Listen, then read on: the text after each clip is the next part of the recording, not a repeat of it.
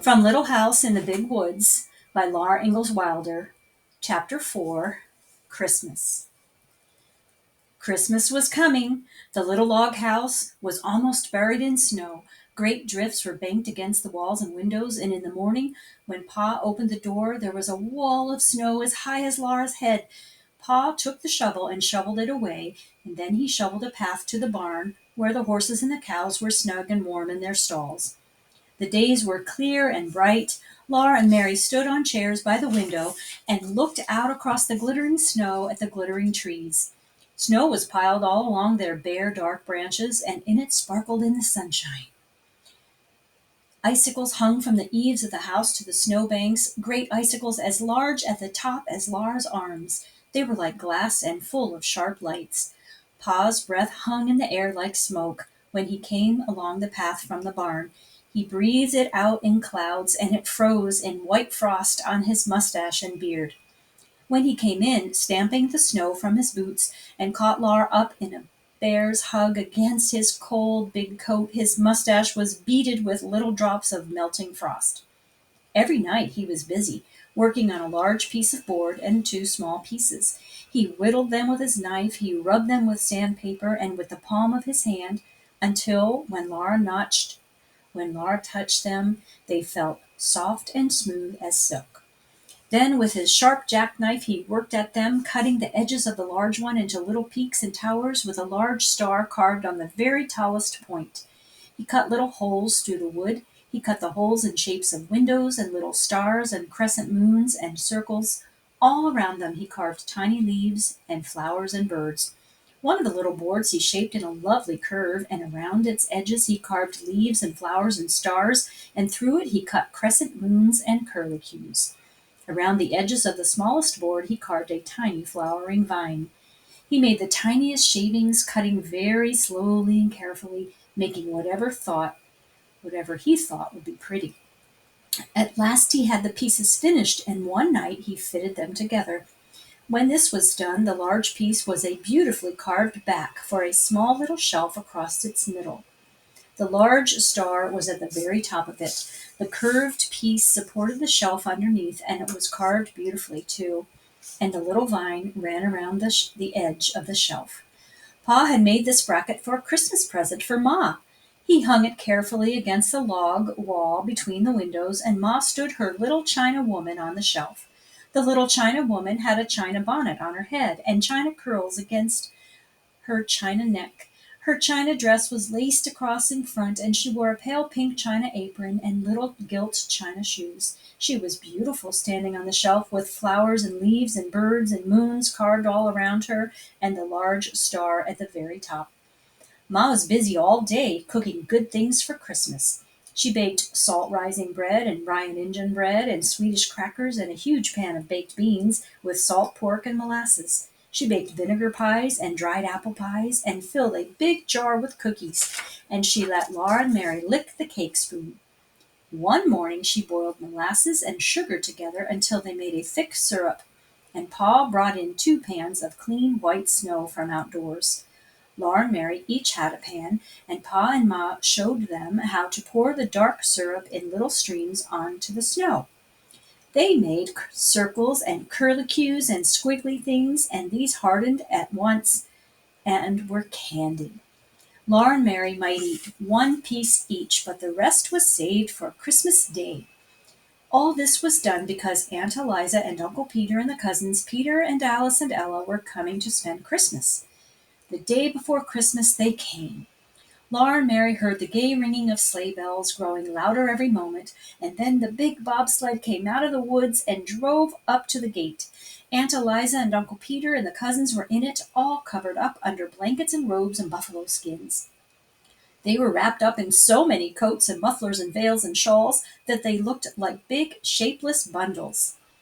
When they all came in, the little house was full and running over. Black Susan ran out and hid in the barn, but Jack leapt in circles through the snow, barking as though he would never stop. Now there were cousins to play with. As soon as Aunt Eliza had unwrapped them, Peter and Alice and Ella and Laura and Mary began to run and shout. At last Aunt Eliza told them to be quiet. Then Alice said, "I'll tell you what let's do. Let's make pictures." Alice said they must go outdoors to do it, and Ma thought it was too cold for Laura to play outdoors. But when she saw how disappointed Laura was, she said she might go after all for a little while. She put on Laura's coat and mittens and the warm cape with the hood and wrapped a muffler around her neck and let her go. Laura had never had so much fun.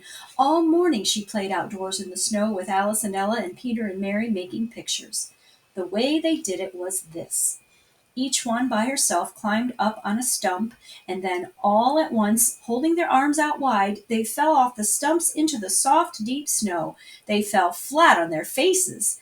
Then they tried to get up without spoiling the marks they made when they fell. If they did it well, there in the snow were 5 holes, shaped almost exactly like 4 little girls and a boy, arms and legs and all. They called these their pictures. They played so hard all day that when night came, they were too excited to sleep. But they must sleep, or Santa Claus would not come. So they hung their stockings by the fireplace and said their prayers and went to bed, Alice and Ella and Mary and Laura all in one big bed on the floor. Peter had the trundle bed. Aunt Eliza and Uncle Peter were going to sleep in the big bed, and another bed was made on the attic floor for Pa and Ma. The buffalo robes and all the blankets had been brought in from Uncle Peter's sled, so there were enough covers for everybody. Pa and Ma and Aunt Eliza and Uncle Peter sat by the fire talking, and just as Laura was drifting off to sleep, she heard Uncle Peter say, "Eliza had a narrow squeak the other day when I was away at Lake City. You know Prince, that big dog of mine?" Laura was wide awake at once. She always liked to hear about dogs. She lay still as a mouse and looked at the firelight flickering on the log walls and listened to Uncle Peter. "Well," Uncle Peter said, "early in the morning Eliza started to the spring to get a pail of water, and Prince was following her. She got to the edge of the ravine where the path goes down to the spring, and all of a sudden Prince set his teeth in the back of her skirt and pulled. You know what a big dog he is. Eliza scolded him, but he wouldn't let go, and he's so big and strong she couldn't get away from him. He kept backing and pulling till he tore a piece out of her skirt." "It was my blue print," Aunt Eliza said to Ma. "Dear me," Ma said. "He tore a big piece right out of the back of it," Aunt Eliza said. "I was so mad I could have whipped him for it, but he growled at me." "Prince growled at you?" Pa said. "Yes," said Aunt Eliza. "So then she started on again toward the spring," Uncle Peter went on. "But Prince jumped into the path ahead of her and snarled at her. He paid no attention to her talking and scolding. He just kept on showing his teeth and snarling, and when she tried to get past him, he kept in front of her and snapped at her. That scared her." "I should think it would," Ma said. "He was so savage I thought he was going to bite me," said Aunt Eliza. "I believe he would have." "I never heard of such a thing," said Ma. "What on earth did you do?" "I turned right around and ran into the house where the children were and slammed the door," Aunt Eliza answered.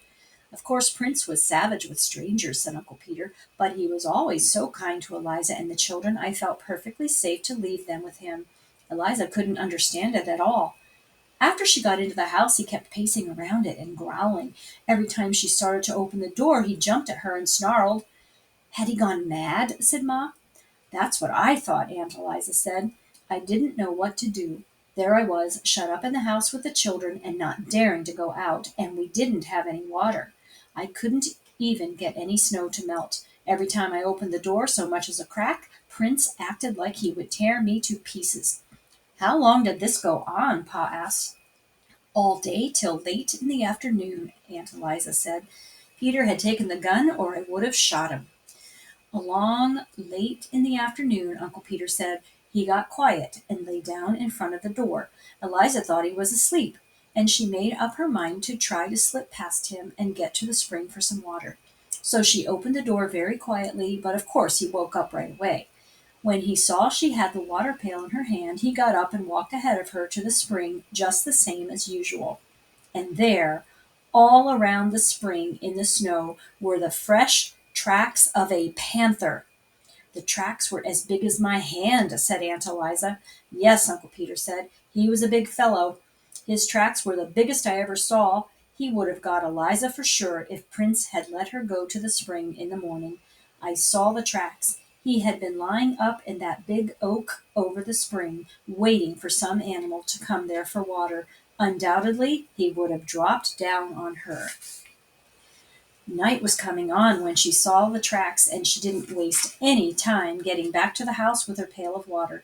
Prince followed close behind her, looking back into the ravine now and then.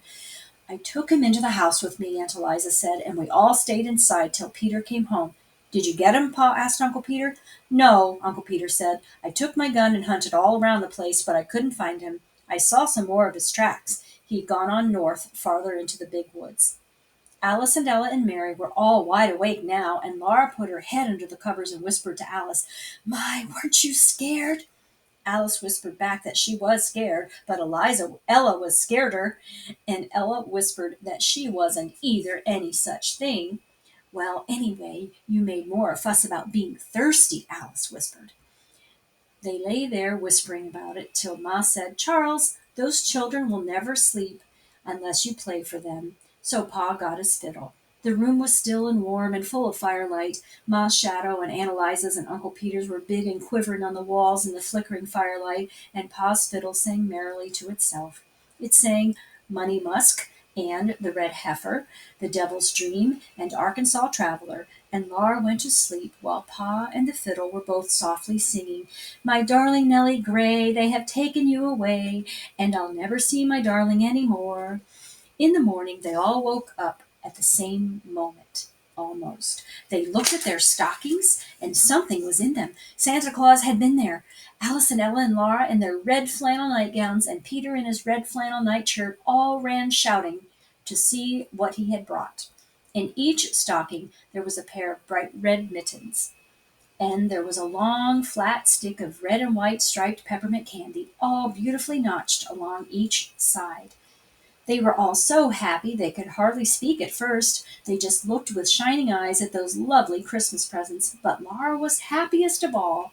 Laura had a rag doll. She was a beautiful doll. She had a face of white cloth with black button eyes. A black pencil had made her eyebrows, and her cheeks and her mouth were red with the ink made from pokeberries.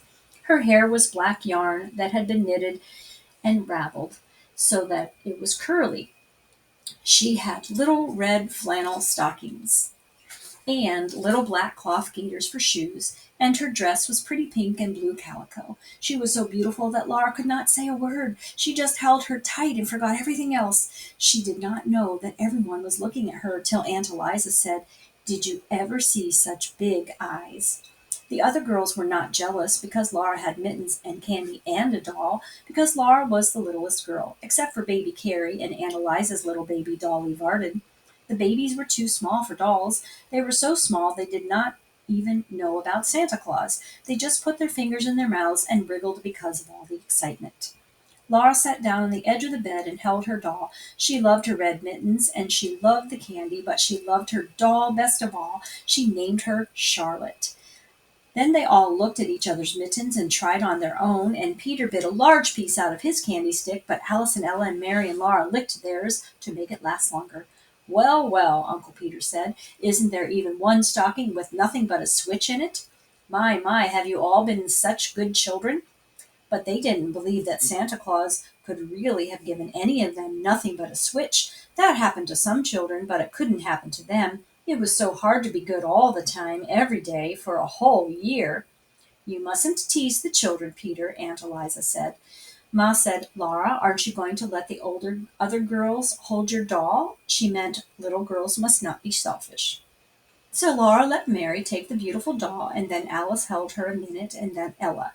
They smoothed the pretty dress and admired the red flannel stockings and the gaiters and the curly woolen hair. But Laura was glad when at last Charlotte was safe in her arms again. Pa and Uncle Peter had each a pair of new warm mittens knit in little squares of red and white, and Ma and Aunt Eliza had made them. Aunt Eliza had brought Ma a large red apple stuck full of cloves. How good it smelled, and it would not spoil, for so many cloves would keep it sound and sweet. Ma gave Aunt Eliza a little needlebook she had made with bits of silk for covers and soft white flannel leaves into which to stick the needles. The flannel would keep the needles from rusting. They all admired Ma's beautiful bracket, and Aunt Eliza said that Uncle Peter had made one for her, of course, with different carving. Santa Claus had not given them anything at all. Santa Claus did not give grown people presents, but that was not because they had not been good. Pa and Ma were good. It was because they were grown up, and grown people must give each other presents. Then all the presents must be laid away for a little while. Peter went out with Pa and Uncle Peter to do the chores, and Alice and Ella helped Aunt Eliza make the beds, and Laura and Mary set the table while Ma got breakfast. For breakfast there were pancakes, and Ma made a pancake man for each one of the children. Ma called each one in turn to bring her plate, and each could stand by the stove and watch, while with the spoonful of batter Ma put on the arms and the legs and the head. It was exciting to watch her turn the whole little man over quickly and carefully on a hot griddle. When it was done, she put it smoking hot on the plate. Peter ate the head off his man right away, but Alice and Ella and Mary and Laura ate theirs slowly in little bits, first the arms and legs, and then the middle, saving the head for the last. Today the weather was so cold that they could not play outdoors, but there were the new mittens to admire and the candy to lick, and they all sat on the floor together and looked at the pictures in the Bible and the pictures of all kinds of animals and birds in Pa's big green book. Laura kept Charlotte in her arms the whole time. Then there was the Christmas dinner.